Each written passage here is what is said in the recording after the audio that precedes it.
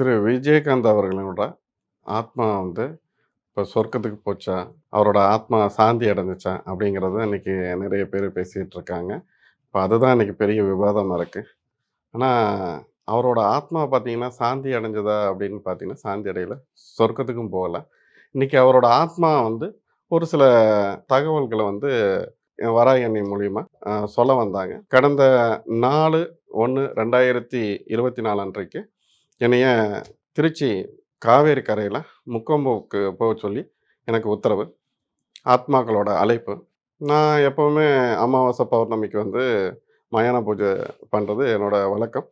நம்ம என்னோட பூஜை புனஸ்காரங்கள்லாம் மயானம் சார்ந்தது தான். இப்போ கடந்த 4/1/2024 அன்னைக்கு இது மாரி நான் ஆத்மாக்களின் அழைப்பின் பேர்ல, இது மாரி ஆத்மா வந்து உங்களுக்கு எப்படி சொன்னுச்சுன்னா, நான் என்னோட வேலையே மாந்திரீகம் தானே!